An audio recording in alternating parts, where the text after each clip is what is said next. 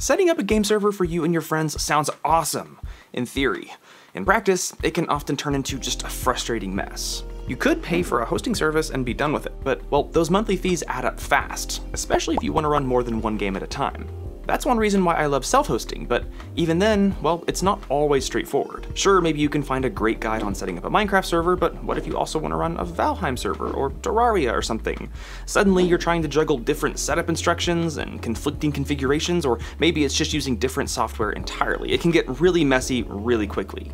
Fortunately, there's an affordable yet powerful solution called AMP, or the Application Management Panel. It makes it easy to spin up not just one game server, but, well, practically any game server you can think of. And the best part, you don't need some big fancy server or years of IT experience. You can run this setup on just about any PC, and it's fairly easy to get started, even if you're new to self-hosting. So in this video, I'll show you how to set up AMP on your own system, how to configure multiple game servers for all of your favorite titles, and how to easily and safely share those servers with your friends. Now, right off the bat, I do want to make it very clear that this video is sponsored by AMP. I know, sponsors, But if you're familiar with my channel, you might know that, well, I don't really do a lot of sponsor videos. That is where the entire video is about the sponsor's service or product. I think this is the third one I've ever done. And that's for good reason. I typically don't even consider doing sponsored content unless it directly aligns with the channel, and even then, I still need to believe that the product or service provides a good value to you guys. And with AMP, well, I definitely think that's the case. As I said just a second ago, AMP is a very powerful tool that supports dozens of game servers right out of the box, including Minecraft, Palworld, Valheim, Project Zomboid, and many more. Plus, there are community applications being added all the time. You can start up a new server with just a few clicks, and manage or tweak all of your game servers from one place without having to dive into a bunch of config files or anything. And, as you'll see here in a minute, you don't need to be a sysadmin or anything to get it set up.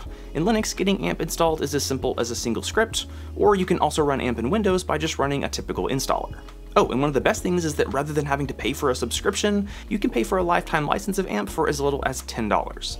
So yeah, I think AMP is really cool, but it's even more cool if it's running on your server, so let's get to that. Now obviously you're going to need a computer for this, and well, realistically, if you're just wanting an easy way to run and manage some servers for a handful of friends, and you also don't need those servers to be running 24/7, you could just install AMP onto your gaming rig. And, well, there you go. But if you do want to have a dedicated system running 24/7, you're going to need a separate computer. Now the good news is that the system requirements for AMP, well, they don't really exist because they're very low. You could technically run this on something like a Raspberry Pi. However, if your system is very old or low powered, you might run into performance issues if you're running multiple or very busy servers. It's really difficult to come up with a one-size-fits-all system spec here, but I think for a lot of people, if you have a system with a CPU that was made in the last 10 years or so, 8 gigs of RAM, and like 250 gigs of storage, you'll probably have a pretty decent time. And if you do get your server set up and later realize that you need more performance, you can always upgrade in the future. Now you will want to make sure that your system has at least a gigabit network interface because you will want to plug this directly into your router or a network switch. Running a game server over Wi-Fi is just asking for trouble. Now you'll notice one thing I didn't mention is a graphics card, and that's because you actually don't want a big GPU in a dedicated server like this. It's only going to waste power and generate heat. If you already have like an older gaming system with a previous gen Ryzen CPU that doesn't have integrated graphics, it's possible, depending on your hardware, that you could install the software, remove the GPU, and then run the system headless. But some motherboards don't like that and they might give you some headaches. So the easiest solution will be to come up with a system that has integrated graphics so that you can easily install an operating system and AMP, but not have a GPU just chugging power for no reason. Now normally I would go with a used system off of eBay or something. There are tons of good deals to be had on secondhand office systems, many of which I've covered on this channel. But recently I got to take my first ever trip to a micro center, and I decided to have some fun and pick up some components for a dedicated build. For the case, I got one of these fractal Terras, but I went with the green finish as I thought, well, I don't know, it kind of looked like the perfect vibe for a Minecraft or Terraria server or something. They also had a deal going on this Ryzen 5700G, which I paired with a budget Gigabyte ITX motherboard and 32 gigs of RAM. I didn't buy an SSD because, well, I have tons of random 256 gig NVMe SSDs around, but I picked up this Lee & Lee SFX power supply for a decent price, though they only had white, which, well, I sort of regret not going with something black, but still, I think it all came together pretty nicely for a clean, quiet, yet powerful little game server. And I want to be clear, this is probably overkill for what most people need, but like I said, I decided to do a build because I haven't done a build in a while and it was fun. Alright, so that's everything with the computer taken care of, and there are only a couple more things you'll need. I mentioned plugging the system into your network, so you might need to pick up an Ethernet cable if you don't have one.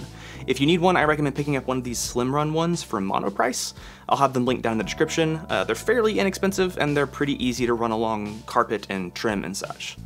You'll also need a flash drive for installing an operating system, as well as a keyboard and monitor just for the install process. And then finally, the last thing you'll need is an AMP license. You have a few options here depending on what features you need, but for most people, the main difference is really going to be just how many different game servers you want to run at the same time.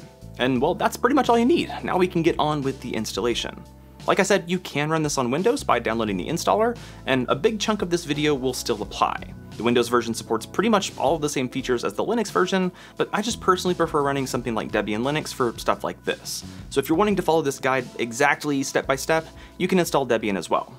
Now, I'll be honest, I don't really want to spend like 10 minutes of this video explaining exactly how to install Debian, so I'm probably going to skip over a lot of it, but I also know a lot of people here might be new to Linux or new to self-hosting, so there will be a bit of a written guide posted down below that has some more information, as well as snippets that you can copy and paste, but I'll also have sort of a supplementary video linked down there that'll kind of dive a bit more into how to exactly install Debian, as well as a few other things that I'm not really going to cover in this video just because I don't want it to get crazy long. But essentially, to install Debian, you'll just want to download the most recent installer, and then flash it to a USB drive with something like Balena Etcher or Rufus.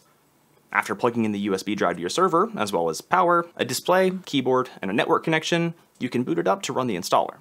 A lot of the options are fairly self-explanatory, but there are a few you'll probably want to configure in a certain way. First of all, you'll most likely want to select Use Entire Disk, and to put all files into a single partition. For all the future instructions of this tutorial to work, you'll want to skip adding a root password by just leaving it blank, and then you'll also want to make sure and deselect any graphical desktop environments, and also enable the SSH server. After the install is finished, you can reboot your system, log in with your user credentials, and then run IP space A to get your local IP address, which will be most likely something like 192.168.something. For me, that's 192.168.10.191. Now, it's important to note two things here. First of all, this is the local IP address, so it only works inside your local network. This can't be used to access your server from over the internet. Also, this IP address was most likely assigned to your system by your router using something called DHCP. It is possible that this IP address could change, especially if you leave the system powered down for a bit. So if you want to make sure that IP address doesn't change, you'll want to log into your router's UI and configure something called a DHCP reservation. Once again, I'm not going to cover that here. I'll cover that in the little supplemental video that you can find in the description. Alright, now that we have our local IP address, we don't actually need the system to be plugged into a monitor or keyboard anymore. We can connect to it using something called SSH. On your desktop or laptop or whatever, you want to get into a command line. If you're running macOS, you'll use Terminal. If you're running Windows, you can use PowerShell. And if you're running Linux, you probably already know what you're doing. Once you're in the command line, you can run SSH and then space your username at your local IP address. After this, you'll need to type yes, and then type in your password. And after that, you should be SSH'd into your server. And if all that worked correctly, you no longer need your monitor or your keyboard. Okay, we're almost at the fun part. We just need to get AMP installed. To do that, we have to run a simple script, but well, we need to install a program to actually download that script called curl. So first we're gonna type in sudo apt update and hit enter, and then we'll type in our password.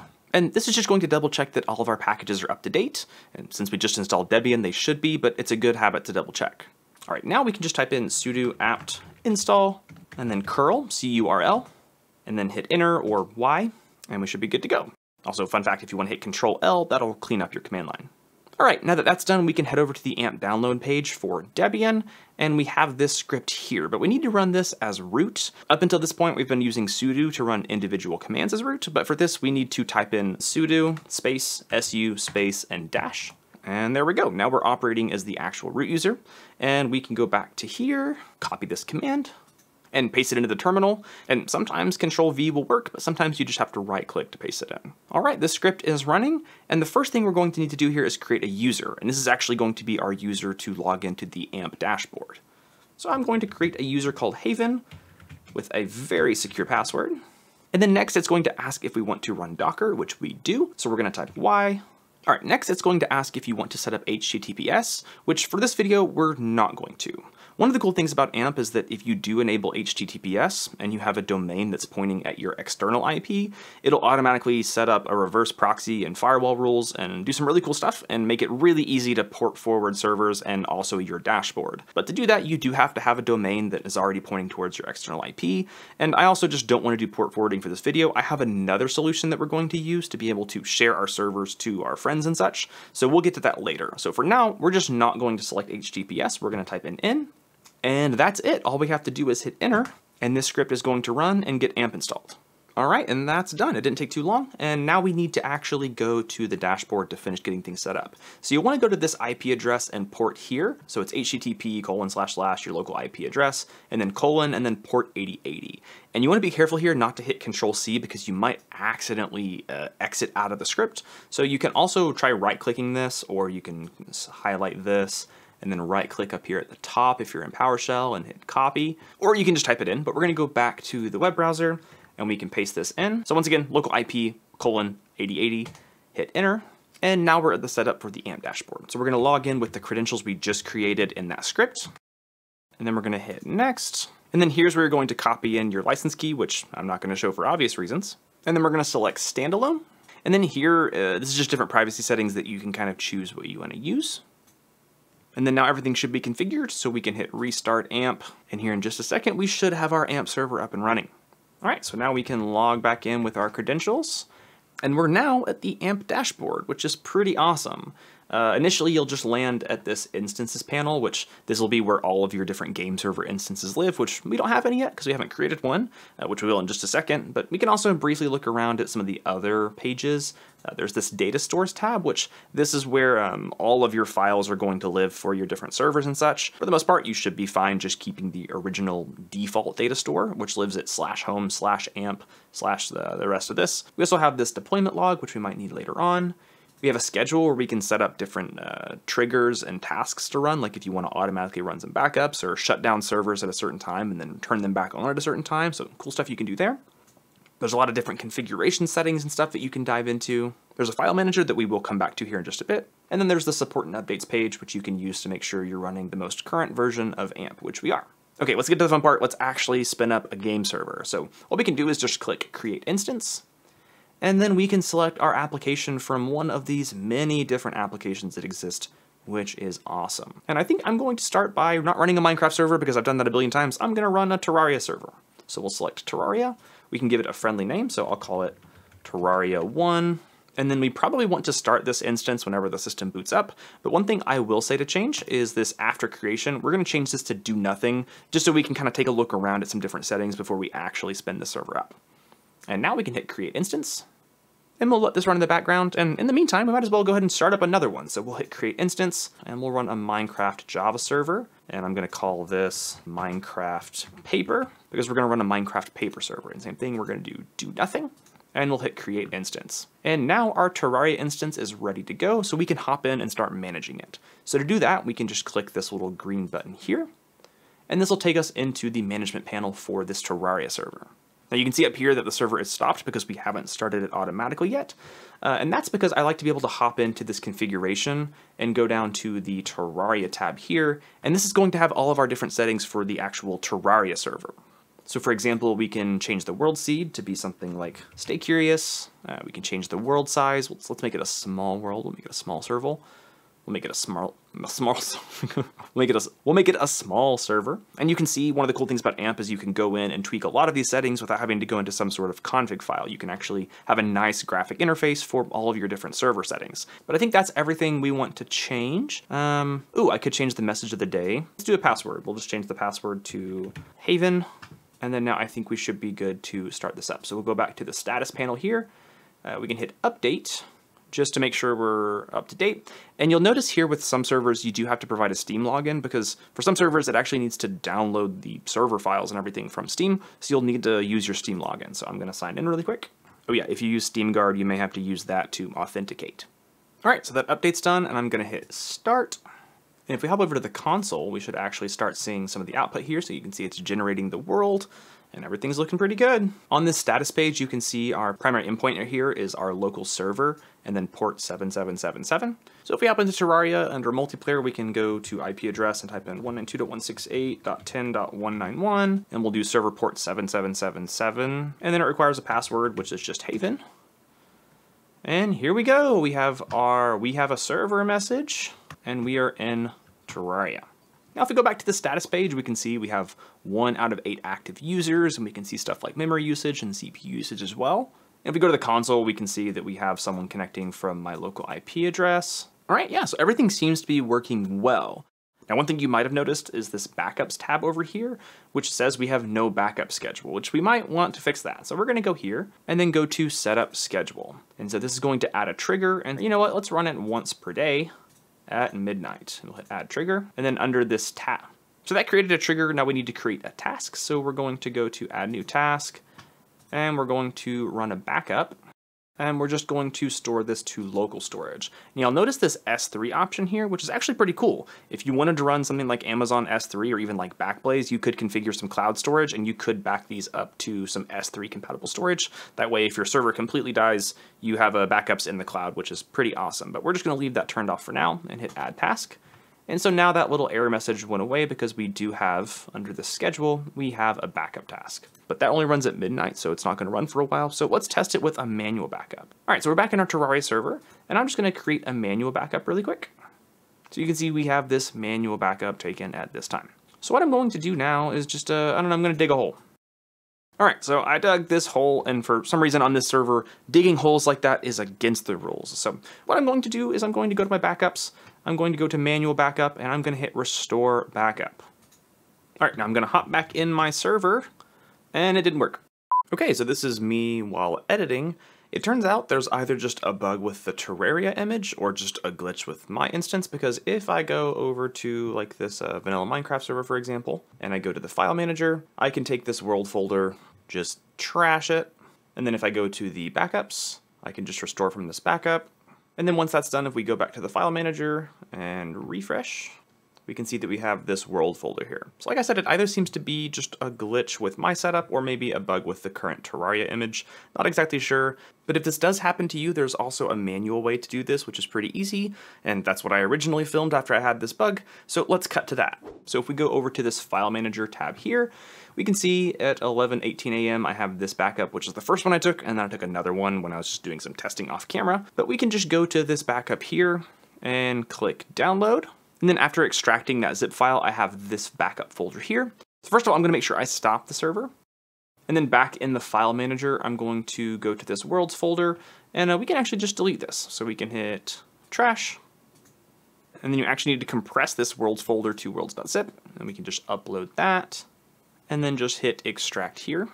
And then now we have our worlds folder with our original world from our backup.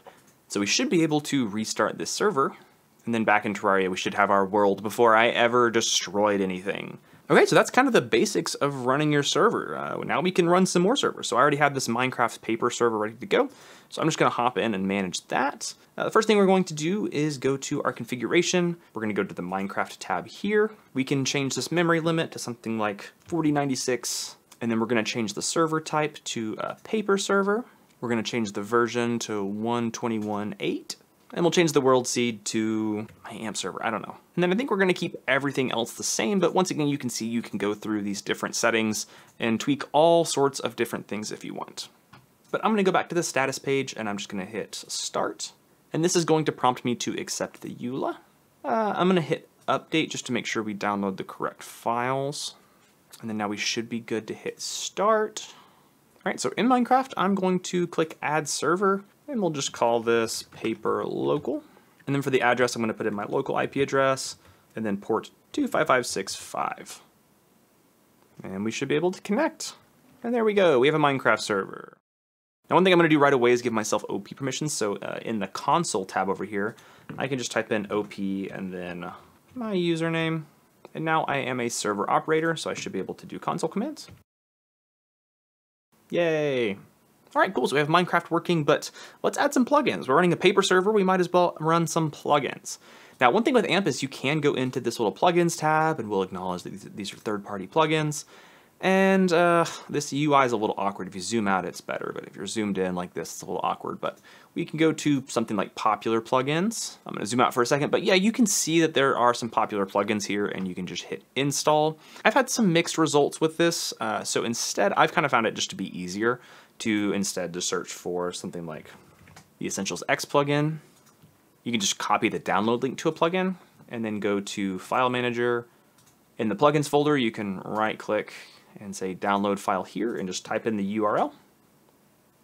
And there we go, we have our Essentials X plugin. Or if for some reason you can't get the download link, like for example, if we go get this chunky plugin, we can hit download. And then back in the file manager, we can just drag that to upload it. And now we have this chunky plugin. But like I said, you can go to this plugins tab and go to something like popular and find like this set home plugin and hit install. And this should download that to the plugins folder as well. But like I said, I sometimes had mixed results, and so I just kind of found it easier to go find the plugins that I wanted and just drag and drop them in there. Okay, so now we have some plugins. We should be able to restart our server. And if we go into the console, we should be able to find that we loaded the chunky plugin, the Essentials plugin, and set home. So if I go back to Minecraft and I log in, I should now be able to do something like fly. So now I have the ability to fly. And I could also fly all the way up here and set the top of this tree as my home. So now if I were to go over to this cute little village, I could just run the home command and boop, pop back to my home because I have that plugin working. All right, now really quickly, one thing I probably should show you how to do is to run another game server of the same type. So you can see I have my Minecraft paper server here, but I also have this Minecraft vanilla server. And as you can see, as soon as I created this, it automatically moved the port from 25565, which is the default, to 25566. And if we go in here and manage this, we can see that's the same here. So AMP will automatically make sure that you don't have overlapping ports, but if you want to set that manually, you can just go back to the instances page. And then here under Minecraft Vanilla, you can hit Edit. And if we go to Network and Ports, we can change the port binding from 25566 to 25567. And then we can hit Save Changes, Restart. And then now you can see in the status page that the primary endpoint has changed to 25567. So yeah, I have my Terraria server, I have 2 Minecraft servers. If I wanted to, I could go to Create Instance and I could run a Valheim server or something. And you know what, on this one I'm just gonna hit update and start always, and here in just a minute I'll have a Valheim server ready to go just like that. Alright, cool, so after just a few minutes I have my Valheim server up and running, and in Valheim I can just connect to this server, and there we go, I have Valheim going over in the right. It's very dark and very cold, and you can see the metrics and status over on the left. It's just working, so easy. So this is all cool, but well, right now we can only access these game servers on our local network, which if all you're wanting to do is run servers for your family or something, that might be good. Or maybe you want to get your friends set up with something like Tailscale so that just those people can immediately access your servers. You could do something like that. But if you want to share your server with friends or just the public, you're going to either need to set up port forwarding or use some sort of tunneling service. And we're going to do the latter with something called Playit.gg. Essentially, you install an agent on your system, and then with that, you can create private tunnels between Playit.gg servers and your individual services like your game servers. It'll make more sense once we get into it, but the cool thing is, you don't have to open up any ports on your firewall, and they offer a free tier which offers most of the basic features that you'll need. So what you're going to want to do is go over to Playit.gg and create an account, and after that, you'll end up on a dashboard like this one. And as you can see here, we don't have any agents, so we're going to set up one.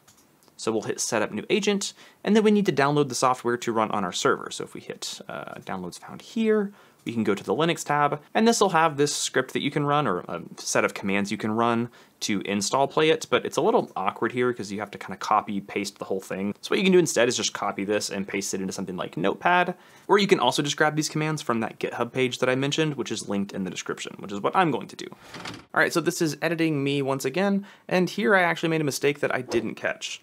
I had previously ran sudo su-, so I was operating as root, and I didn't mean to be operating as root when I ran these future commands. What I should have done was just typed in exit so that I would have been back to just my Haven user. I realized the issue later on and was able to fix it, but don't make the same mistake I did. So I'm just going to copy paste this first line in, hit enter, paste in the second line, hit enter, and then we'll run sudo apt update, and then finally we'll install Playit. All right, once that's done, all we have to do is type in Playit start, and this will give you a link that you can copy and paste into your browser, and then you'll just have to hit continue to approve it and give it a name, and we'll just call it AMP server. And then after a few seconds, it should connect to the servers, and we can hit create tunnel. And here I think we're gonna create our first tunnel for Terraria, just because that'll be easier to test on my Steam Deck, because I can easily set that up with my hotspot on my phone to like make sure it's only working over the internet. So under region, we can only select global anycast on the free plan. And then for tunnel type, we can actually just select Terraria because it's here, but if for some reason you're using a different game server that's not already listed here, you would just select TCP or UDP or both, and then input the ports just based off whatever server or protocol you're running. But we're gonna select Terraria, hit add, and there we go, we have our tunnel set up. If we scroll down here, we can see it's tunneling through to this localhost, which is 127.0.0.1. That just means the server is tunneling it back to itself. If you were running your Playit agent on a different system on your network, you'd actually have to type in the address of the Minecraft server, so 192.168.10.191 in my case, but we can just leave that as is. And then our Terraria server is using port 7777, so we'll just leave that as well. And now we can actually just go grab either this URL here with the port or the IP address. I'm just gonna grab this for now. And if we go back to Terraria, we can actually just paste this in. I need to get rid of this port. And there we go. We are in our server, but we're not connecting over our local network. We're connecting through the internet.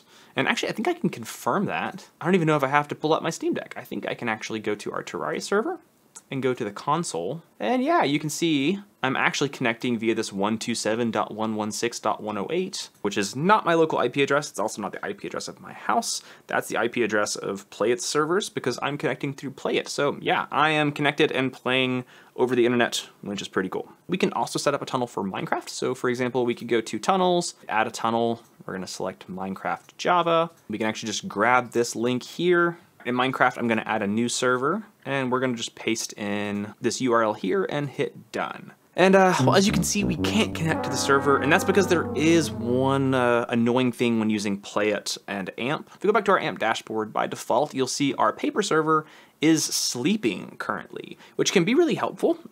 Basically, if no one's on your server for a certain amount of time, the server will go to sleep to help conserve resources. But the problem is, if you're trying to connect via Playit, it won't wake up the server. If I tried to connect via, actually I can show you, if I go back here to my paper local server and I connect, well, it'll take a second, but you can see now our server is starting up. Now it works. Hardware Haven joined. Now that the server is awake and running, I can connect over Playit. I'm up in the air, I'm flying around doing my thing. And if we go to our dashboard, we see that I am in fact in the server. And if I go to the console, you'll see I'm no longer connecting via my local IP address, the 192.168. I'm connecting via this 127.116 because I'm connecting through Playit servers over the internet. So like I said, there is that issue with using Playit rather than port forwarding, where if your Minecraft server goes to sleep, it can't wake up by using the tunneling with Playit. So you'd either have to set up some other script or something to get it to wake up, or you just have to go into the configuration and under the Minecraft settings, you'd go to sleep mode and just disable it. If for some reason I find a better solution, or more likely someone comments a good solution down in the comments, I'll make sure to mention that in the description and probably the pinned comment as well. Now there is one issue with running Playit this way, which, well, I can actually show you. I can just go to our server and we can type in sudo reboot now. All right, so our system rebooted and I'm back in the Playit dashboard. And well, as you can see, our AMP server agent is offline. And that wouldn't get fixed unless we went in and ran Playit start again. But I don't have to do that every time the server reboots or the Playit service crashes or something. So instead what we're going to do is create a service file. And this is actually fairly easy to do. I have notes in this little GitHub link that I'll have in the description. But if you get on here to running Playit as a service, we can just copy this sudo nano etc systemd, this whole command here. And this will open nano, which is a text editor. So we're just editing this playit.service file. And now we can just copy paste in all of this here. And we're just going to need to change a few things. We need to go up here to where it says working directory, and we're going to change this from /home/your-user to /home/your-user. And then down below that for user, we're going to change that to your user as well.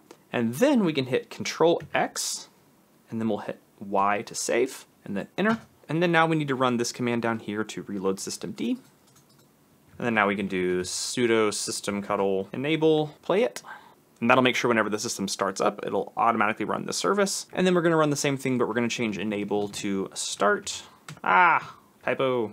And then now we can run the same thing, but we'll change start to status, and we should see this running. And here in Playit.gg, we can see our server is connected. And if we hop over into Terraria and access our server, there we go. It is working.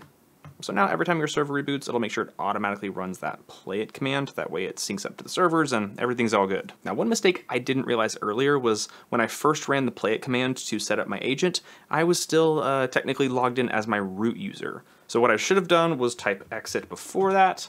That way I would be the Haven user, and then I would set up my Playit agent. Otherwise, it would actually set up a new Playit agent, and you'd have to go through the claim process and everything like that. So make sure that when you set up Playit for the first time, you do it not as the root user, but you do it as your normal user. That way, when you set up your service file and you put in this user Haven or whatever your user is, it uses the correct user and doesn't mess up your Playit server. But yeah, right now I have a Terraria server, 2 Minecraft servers, a Valheim server. You know what? All right, yeah, so just in a couple minutes, I set up a Left 4 Dead 2 server, which I'm playing on right now, which is pretty fun. Coach! Oh, sorry, Rochelle. AMP is super cool. It's pretty easy to get set up, and it's really powerful. You can quickly and easily set up a lot of different game servers. And then with Playit.gg, it's really easy to share those servers with your friends. Hopefully you guys found this video helpful. If so, maybe consider giving it a like or subscribing, or becoming a raid member for as little as $1 a month. With that, you get early access to all of my videos with 0 ads, plus some other little bonus features, so I think it's a pretty good deal. That's about it for this one though, so as always, thank you guys so much for watching, stay curious, and I really can't wait to see you in the next one.